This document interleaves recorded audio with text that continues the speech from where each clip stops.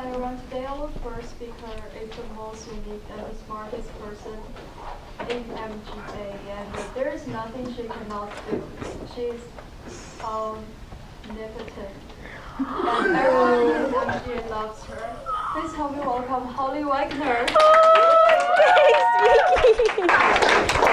My goodness. This year, one of my New Year's resolutions was to start eating healthier. One way I've done this was by being as vegan when possible. Anytime I tell someone I'm vegan, I get the same response of an eye roll or the question, how do you get any protein or nutrients at all? I get plenty of nutrients in actuality. The key to that is a balanced diet. The main source of protein for the average American is meat.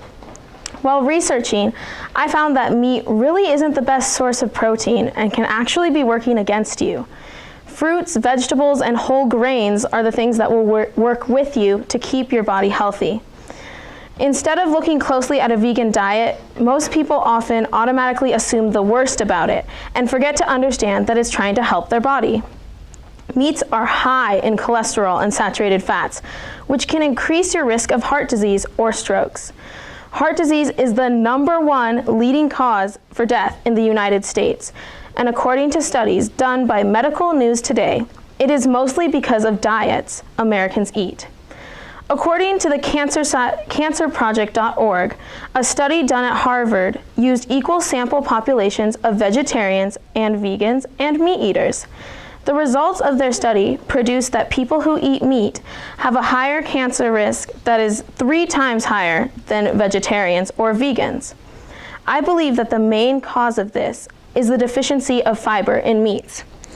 Vegetarians and vegans get their fiber directly from their food, while meat lacks that protective and cleaning agent. Another reason is because half the time people eat meat, it isn't cooked properly. It can cause a lot of problems if you eat it raw. But when we cook it, there is a mutant carcinogen inside of the meat, which is called HCA, or heterocyclic amine. When you grill, fry, or bake a meat at a high temperature, it activates these and flares up all the harmful carcinogens. I believe that there's an easy solution for all of this. It's a vegan diet. A vegan diet can reverse heart disease. And if you just completely zoned out on what I just said, I said it can reverse heart disease. That's something I think that speaks for itself about being vegan. The American Cancer Society says that 40% of all cancer is preventable, and 1/3 of all cancer deaths are due to diets. Another point that stood out to me while I was researching was that if you live a vegan life, you are much less likely to have a stroke because of your cholesterol level. Most meat eaters average a cholesterol level of 220 or higher, while vegans or vegetarians average at a level of 130. I don't know about you, but if there's something I can do right now to lower my risk of health problems, I'm gonna do it. This is me now. But I only began to make the change to try and start eating healthier about 2 years ago. One of my friends was talking to me about how they had cut soda from their diet completely and gave me the challenge to try it too. I ended up going off of soda for a whole year and 3 months. The next time I was inspired to do this was when Lundgren challenged us to the Daniel diet.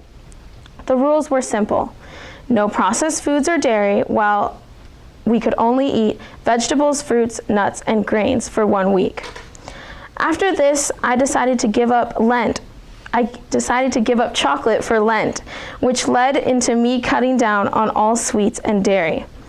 Then somehow at the end of last year, our school had a crazy vegan stage that I decided to join. We would all meet and talk about the different dairy substitutes we had found and the different recipes we had tried for that week. Now, my favorite salad in the entire world is Caesar. The place to get the best one is at American Road Trip, if you were wondering. But my mom and I found an all-vegan alternative that tastes amazing, if not better. Every day, except for 2 out of this school year, I have eaten a vegan Caesar salad for lunch. I'm sure many of you have seen me make it for 3 hours. This has benefited me in a number of ways. It has helped my skin, my weight, and my budget. Though there are many claims that being vegan costs more than having a regular diet, these claims seem to be false. At $3, $5, or $8 a pound, meat is one of the most expensive items you can find in a grocery store. So if you just replace it, say, with beans that cost $1 per pound, you'll bank some serious cash. And most vegans I know do buy more expensive foods because they are organic. But my response to people complaining about prices is that you can either pay for it now or pay for it later. The money we spend on the healthiest food possible is an investment in our future that will pay off down the road. This road could be one with many trees on it, or it could be bare. Many vegans I know choose to become vegan because they want to help the environment. Raising animals to kill and eat cause 65% of all nitrous oxide emissions. This is polluting our air and depleting the ozone layer. A study that was done by the National Academy of Sciences determined that if every American went vegan, agricultural greenhouse gas emissions would decrease by 28%. Though this is highly unlikely, it would make a huge difference in our world today. So the next time you decide to eat some food, think about where it came from and how it could be affecting the next generation.